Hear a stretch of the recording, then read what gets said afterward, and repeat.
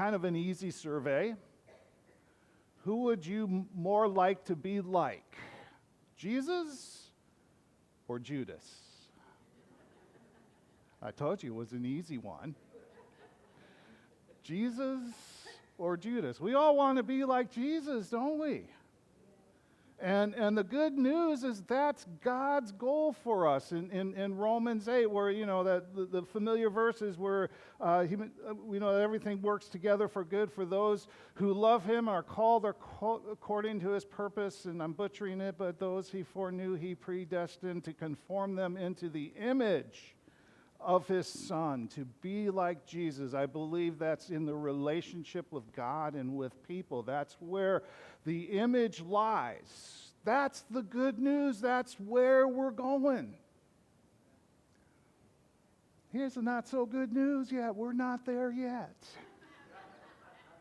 If you think you've arrived, you've gotten off too early. God's working in us. My saying that I say over and over again to remind myself I'm not who I used to be, but I'm not yet who I will be. But I'm on the way. I'm on the way. In fact, the early church, that was their name for themselves. They were on the way. Jesus was the way, the truth, and the life, and they were on the way with Jesus. Well, Pastor Tim, need to be formal. Thank you for those kind words, brother. I felt like the woman at her husband's funeral, and the preacher was talking about him, and she went up and looked in the casket just to make sure she knew who he was talking about. No, it was very kind of you, Tim. I do appreciate that, and giving me the opportunity to do that. But as a church going through the book of Matthew, and when I offered to preach for Tim because he was going to be doing camp and all of those things, he gave me the passage with Judas. Yes. So we're going to look at Judas this morning, and the grim reality is, in some ways, we are all like Judas. All have sinned and fall short of the glory of God. And I think what is important for us is to recognize in Judas things in ourselves that we can give over and get closer to Jesus. It just strikes me that Judas was with Jesus for 3 years. He ate with him. They camped out together. He heard him teach time and time again. And yet he betrayed him. Wow. If that could happen to someone that close to him, to Jesus, doesn't that mean we're at risk as well? And I'm not trying to preach doom and gloom and shame and guilt, just want to face the reality of what life is like living here on planet Earth today. As we have the hope of heaven, we sang, I will be with you in paradise, but we're not there. So today we need to follow where Jesus lead. So we're in Matthew chapter 26. If you have a pew Bible, I think it's like 1354. If it's your own Bible, it'll be a different page.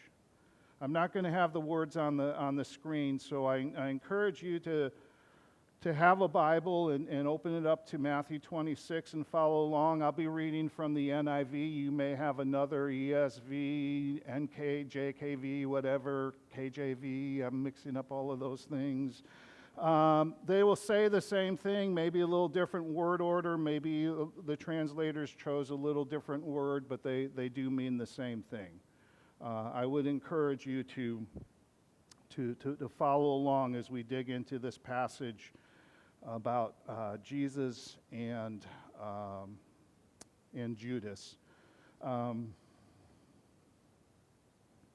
right. Matthew 26:14. Then one of the 12, the one called Judas Iscariot, went to the chief priests and asked him, "What are you willing to give me if I hand him over to you?" So they counted out for him 30 silver coins. From then on, Judas watched for an opportunity to hand him over. On the first day of the Feast of Unleavened Bread, the disciples came to Jesus and asked, "Where do you want us to make preparation for you to eat the Passover?" He replied, "Go into the city to a certain man and tell him, 'The teacher says, my appointed time is near. I am going to celebrate the Passover with my disciples at your house.'" So the disciples did as Jesus had directed them and prepared the Passover. When evening came, Jesus was reclining at the table with the 12. And while they were eating, he said, I tell you the truth, one of you will betray me." They were very sad and began to say to him one after the other, "Surely not I, Lord." Jesus said, "The one who has dipped his hand into the bowl with me will betray me. The Son of Man will go just as it is written about him. But woe to that man who betrays the Son of Man. It would be better for him if he had not been born." Then Judas, the one who would betray him, said, "Surely not I, Rabbi." And Jesus answered, "Yes, it is you." While they were eating, Jesus took bread, gave thanks, and broke it, and gave it to his disciples, saying, "Take and eat, this is my body." Then he took the cup, gave thanks, and offered it to them, saying, Drink from it, all of you. This is my blood of the covenant." Man, my eyes are getting a little worse than they used to be. "This is my blood of the covenant, which is poured out for many for the forgiveness of sins. I tell you, I will not drink of this fruit of the vine from now until that day when I drink it anew with you in my Father's kingdom." So I'm just going to kind of roughly divide this passage into three things: irony, identification, and inauguration. So if you're a note keeper, you might want to just jot down irony, identification, and inauguration. I don't promise to stick to that, but that's where I'm going to start out with. In this passage, there is really a divine irony going on. There's actually a couple of things. If we backed up, last week Tim preached on this, but if we back up to the beginning of the chapter, Jesus announces to his disciples that he is going to be crucified. And then we get this little view into the chief priests and the elders of the people. They're gathered together with the high priest, and they want to arrest Jesus, and they want to kill him because he has been messing with their deal. And they want to get rid of him. But they're afraid of the people. Jesus is popular with the field, with the people. They're literally between a rock and a hard place. They want to get rid of Jesus, who's just messing with them, but that will cause an uproar with the people, which will then bring the Romans down on them and so forth and so on. First century Jerusalem was a fairly volatile time. And then we get this interlude with Jesus being anointed by the woman at Bethany in the house of Simon the leper. And then we get Judas' betrayal. Here's one of the ironies. The chief priests, the elders, and the high priest wanted to kill Jesus, but were reluctant to do it because of the crowd.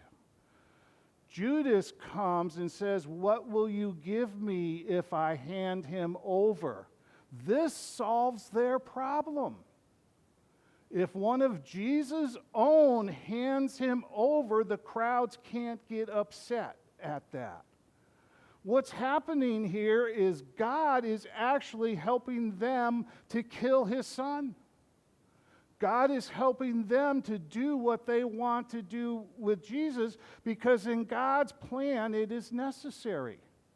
It is necessary for Jesus to die for our salvation, and needs to die at the hands of those he came to save. That's another irony. Jesus dies at the hands that they came to save. And so God helps them out. There's also a real sharp contrast here between the woman with the extravagant gift of anointing Jesus from the jar and Judas selling him out. Just getting a hold of the irony.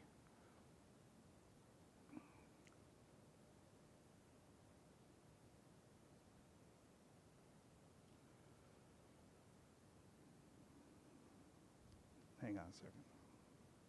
Okay. So the question becomes why? Why did Judas do this? The simple answer, and is often connected, is because of what happened in Bethany and because of Judas's greed. He turns Jesus over. He sells Jesus out. I think that is the trigger point. But I think the symptoms go much farther. Judas spent 3 years with Jesus. He heard him teach. He heard all of those things. Why does he betray him now? The honest answer is we really don't know because he doesn't tell us why. But I think if we look at the anatomy of sin and how sin works, we can get an idea of how that. And I want to go back to that verse in Romans where it says that those who love God and are called according to his purpose. Judas was called. Judas is in the list of the disciples. And he's always at the bottom of the list, and it's always noted that he betrayed. But he was called. He also was given power and authority. If you go back to Matthew 10, and were to look there, you see that Jesus called the 12, and he gave them authority to cast out demons and to heal people. Judas tasted the power. And there's a real indication that he had a love for money. John talks about that he kept the purse, and he would help himself to the purse. He was an embezzler. He was a thief. Money was his soft spot. We all have a soft spot, don't we? There is something that we desire, that we love, that fights against our love for God. And I would suggest that with Judas, it was this love for money. Betrayal. Betrayal requires trust. Have you ever been betrayed? Have you ever betrayed? Maybe not in a big way, just didn't keep a promise or something like that. Betrayal, if there isn't a trust relationship, betrayal cannot happen. The problem is we don't see it coming, do we? We get blindsided when somebody doesn't keep the words, and sometimes in very devastating ways. Somebody promised something and they didn't keep it and they betrayed our trust. The difference is Jesus isn't blindsided. Jesus knows. He tells them at the table that one of them will betray him. And yet Jesus called Judas, knowing he would betray him, allowed Judas to live with him for 3 years, knowing he would betray them. I have to think that in that 3 years, Jesus was giving Judas every opportunity to make the right choice. That when Judas came before God in the judgment, one of the things that he saw was that how many opportunities Jesus gave him to make the right choice. And even here at the table, when Jesus announces, one of you will betray me, and the NIV says very sad. they were stunned.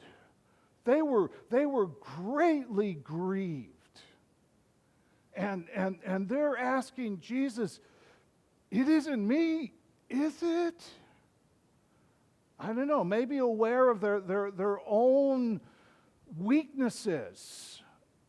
Jesus, do you know something? I mean, later on Peter denies him and all of that. But they're all, it isn't me, is it, Lord?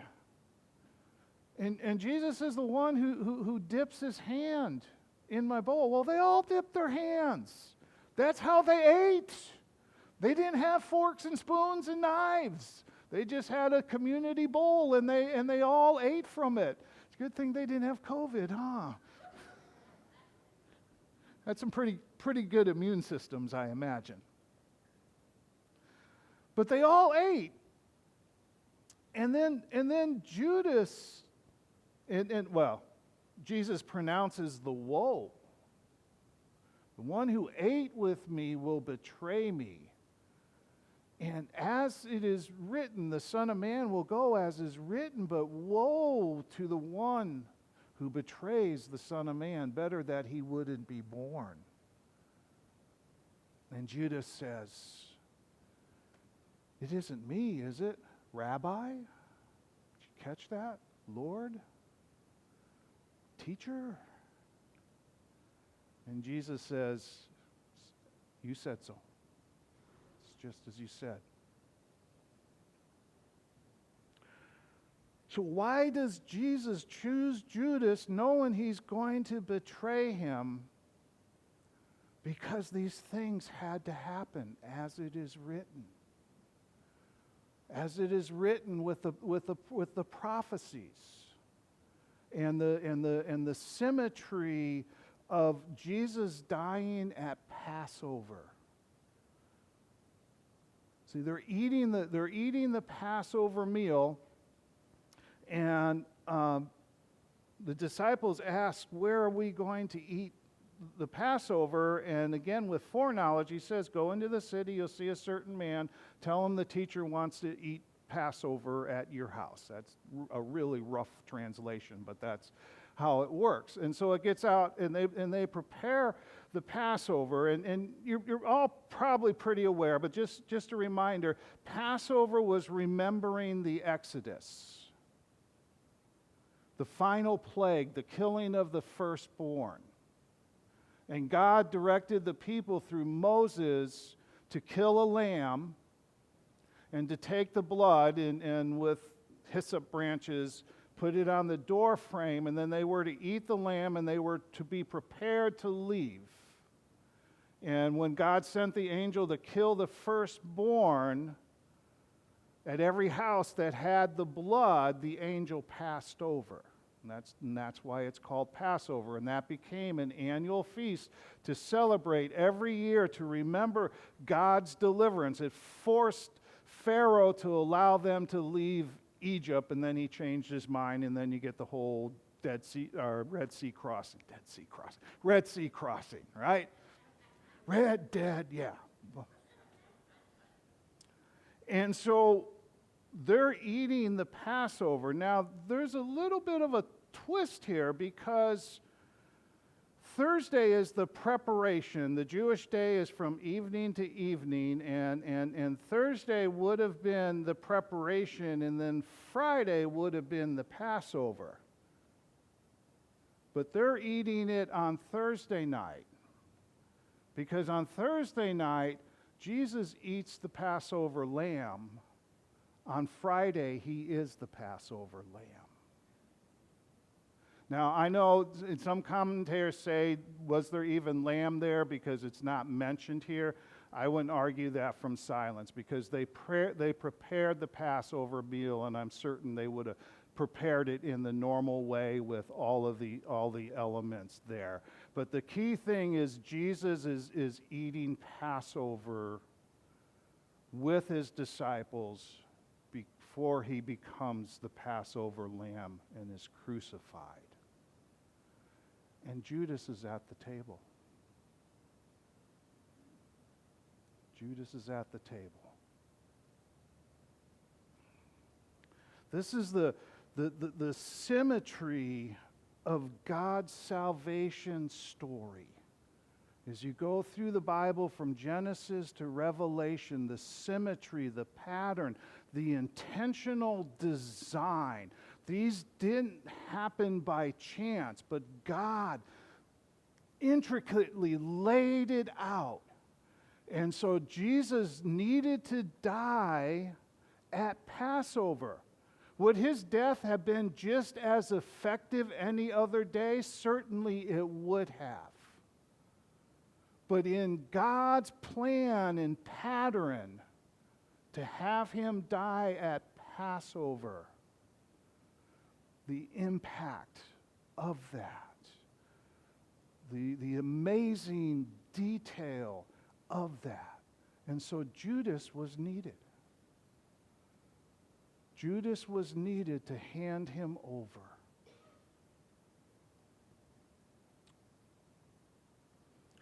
I keep pausing. I have the leftovers from being sick, and part of that is a little bit of lightheadedness. So if I go somewhere that seems really strange,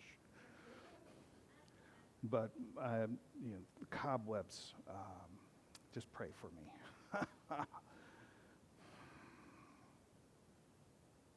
So we have the irony, and we have Judas identified. We as the readers have known Judas is the betrayer already, but now Judas is confronted. And even with that, he has an opportunity to change course. He has an opportunity to do what is right. So why didn't he?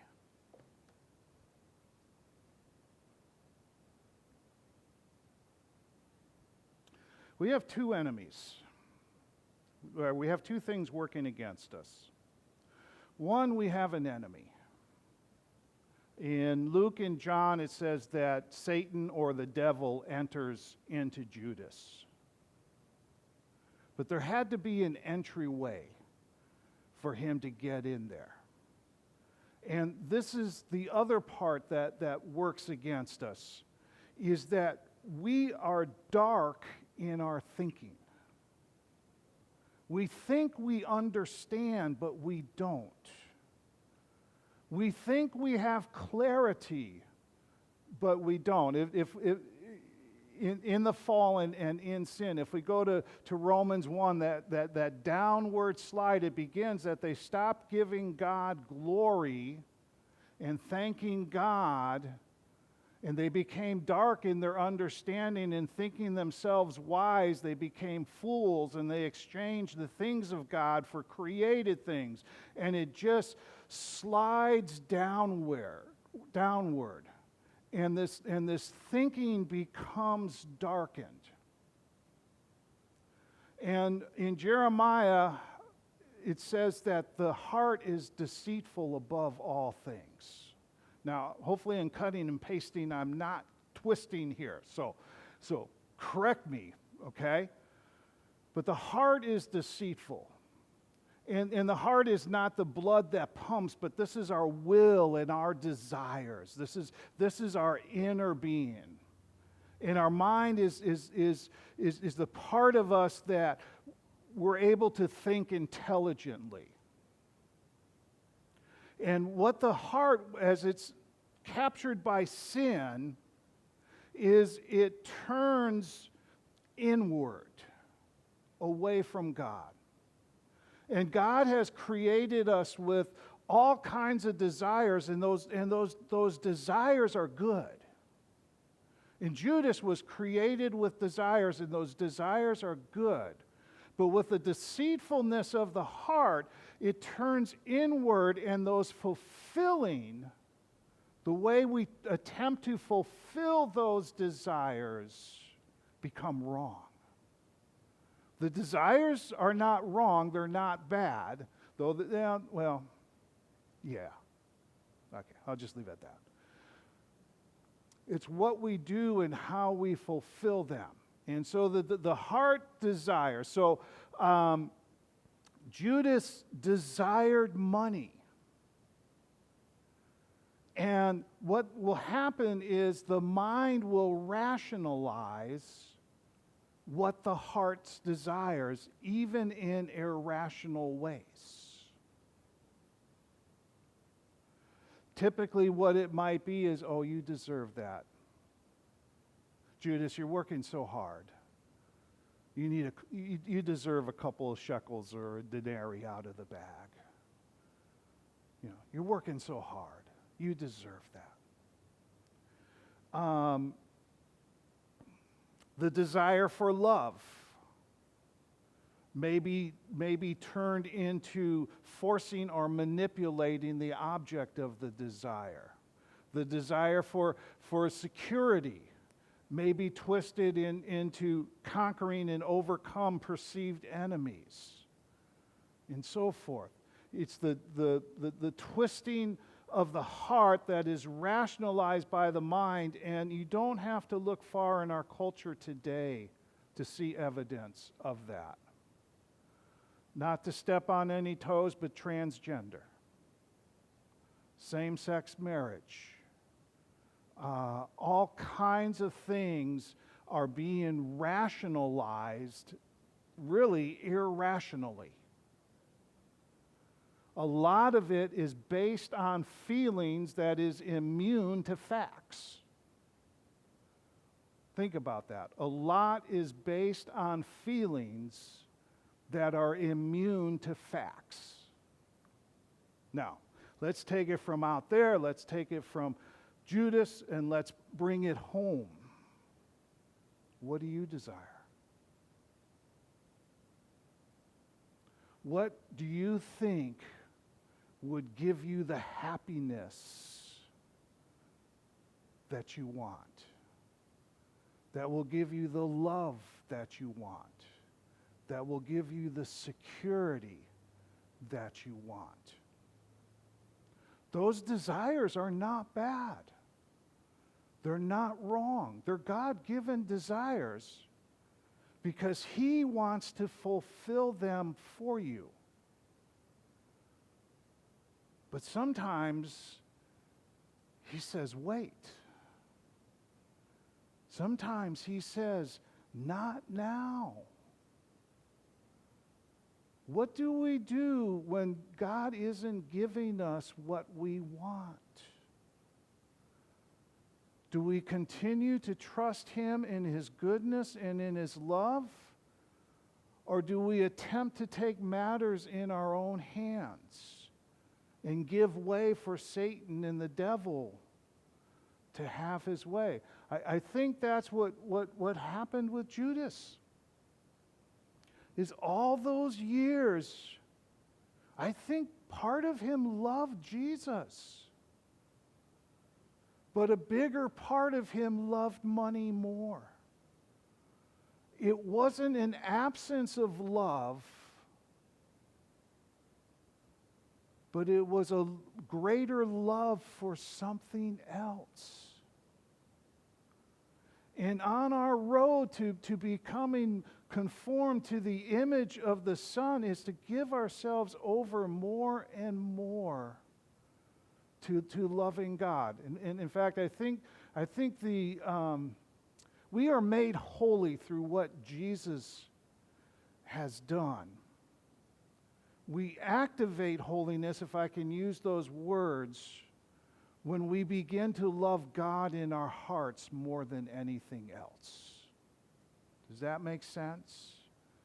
When we begin to love God in our hearts more than anything else. But along the way, that gets challenged, doesn't it? That gets challenged.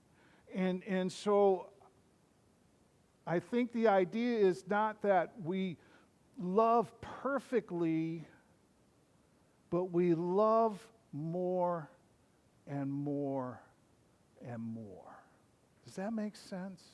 Am I like I say, I got some cobwebs in my head, so I'm not always sure. Sometimes I have this out-of-body experience when I'm preaching and going, dude, what are you saying? Thank you. Appreciate you, Vicki. I think, I don't know because it's not written, but I think when I look at my own life and I look at the lives of others and I look at how sin works, that's the best explanation I come up with for why Judas could spend 3 years with Jesus and do what he did. And I think it gets validated in the next chapter when Judas sees Jesus condemned.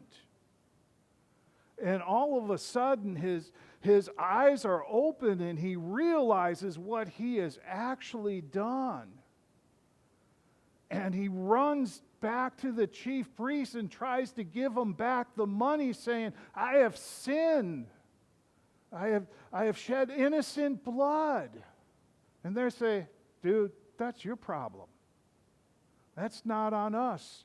That's you. And he throws the money in the temple. And sorry, I'm stealing some of your thunder, Tim, when you get to that passage. But and then you gotta love in a kind of a weird way.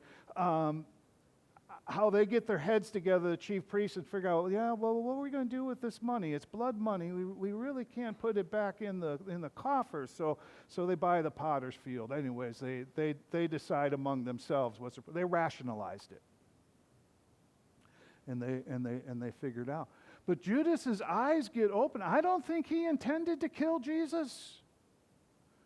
Some suggest that he was trying to force a confrontation between Jesus and the religious leaders so that Jesus would kick butt and set up his throne. Excuse me, that's a theological term, kick butt. And set up his throne. And they were just stunned when he gets killed. But maybe, I think there may be some merit. But whatever Judas thought would happen when he saw what actually happened, he was stunned.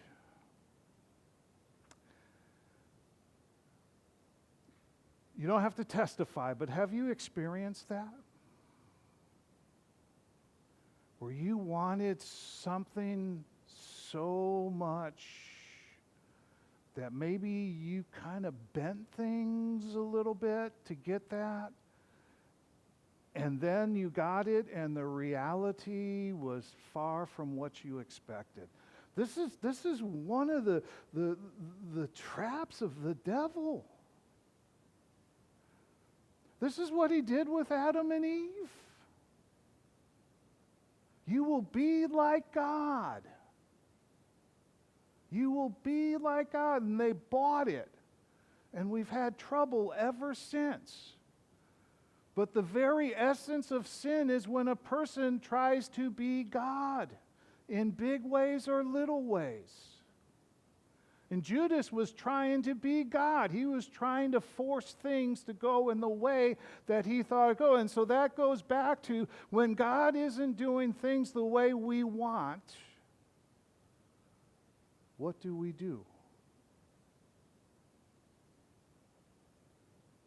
We have to give it over him and trust him. Okay, I'm going to kind of wind things down by this, and we'll get into the inauguration with communion because that's appropriate.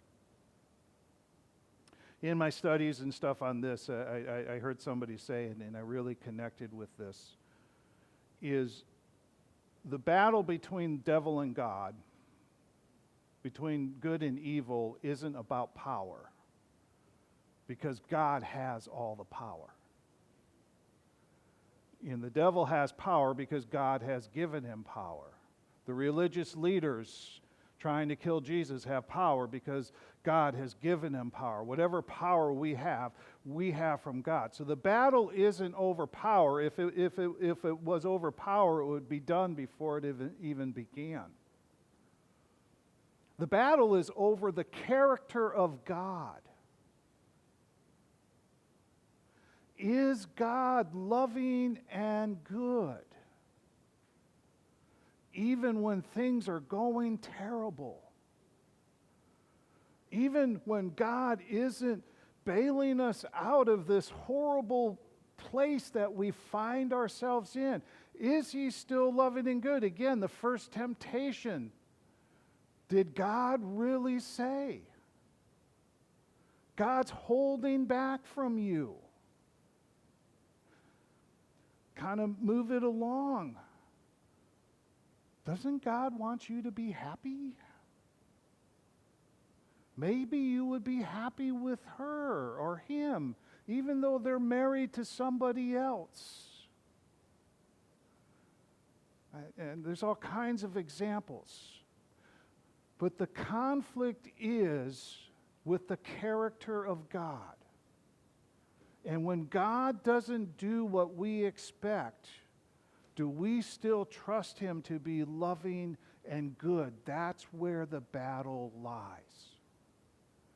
And for Judas, he lost the battle because he didn't trust Jesus to be loving and good when he wasn't getting what he wanted, whatever it is. So the answer is Jesus. And so they're eating their Passover, and Jesus takes the bread and he breaks it, and this is my body. Take and eat it.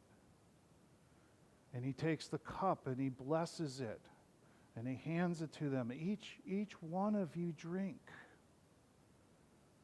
This is the blood of my covenant for the forgiveness, poured out for many for the forgiveness of sin. I love that. Because what he's saying is something is taken away.